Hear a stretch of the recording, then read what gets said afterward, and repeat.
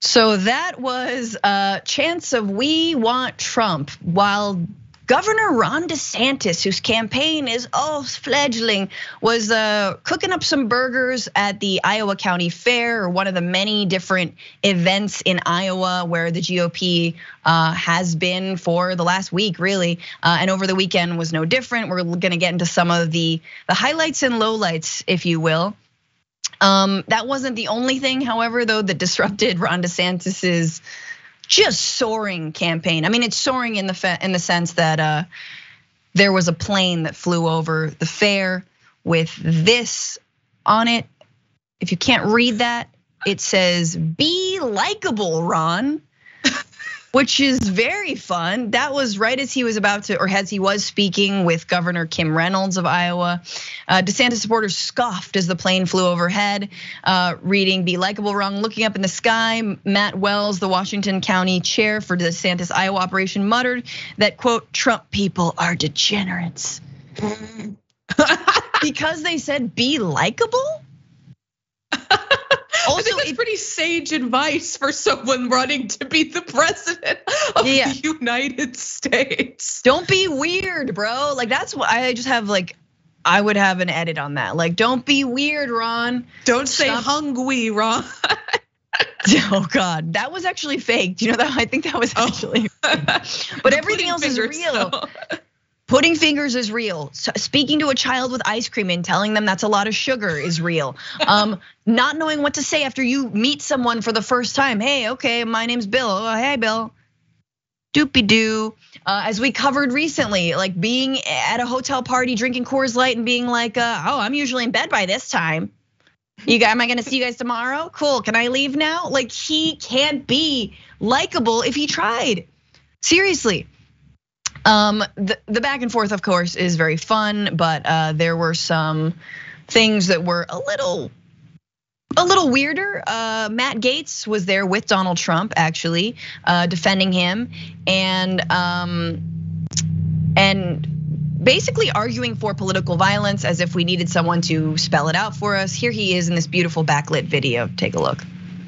Mr. President, I cannot stand these people that are destroying our country, that are opening our borders, that are weaponizing our federal law enforcement against patriotic Americans who love this nation as we should.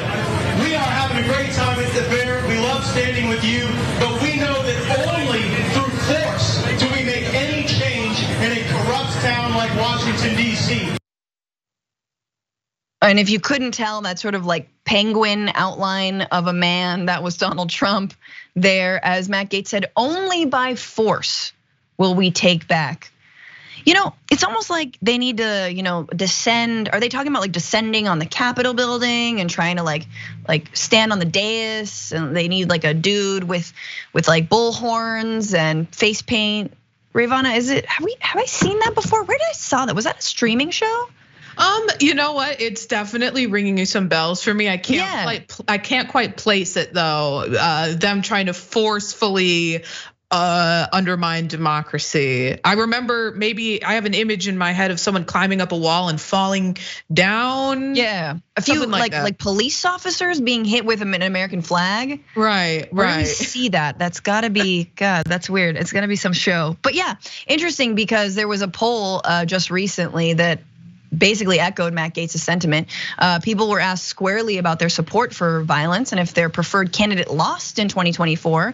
After all eligible votes were counted fairly, 20% of Republicans said violence may at least be a little justified, which I think is a fun polling trick. To be like, would it be a little justified? Just a sweet little bit of violence.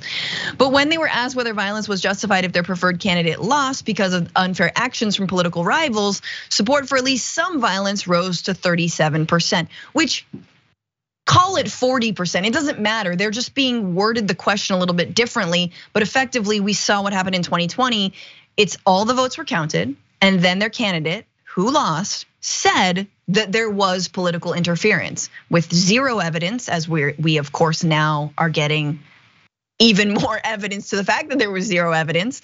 So it's just like tomato, tomato, however you word it. If your candidate loses, at what point would Republicans accept the results? Aren't they going to cry wolf no matter what? And won't people like Donald Trump and like Carrie Lake, who we're gonna get to, won't they just, isn't this the third rail that they're consistently going to hit? I mean, unless 4 indictments and counting, which by the way is a TLC show at this point, unless 4 indictments and counting, like, unless that actually means something and scares Republicans in the future. Just to that point, the election was literally stolen from the Democrats in the year 2000, literally stolen from them. And they rolled over and let the drunk fail son of George H.W. Bush rule our country for 8 years. Change the course of this nation for all time, like led to Obama, not super bad, but also led to Trump, imploded the Republican Party. Don't get me started on the year 2000 and Al Gore, but change your light bulbs, guys. No, I won't, because of you, Al. Check out the Damage Report podcast each day, wherever you get your podcasts, whether Pocket Casts or Stitcher or iTunes. You can join me as I give you the news and stories you want, with a range of co-hosts and interview guests jumping in on the fun each day. Again, that's the Damage Report, wherever you get your podcasts. And if you get them at iTunes, don't forget to rate and review. Sometimes I'll read them live on the show.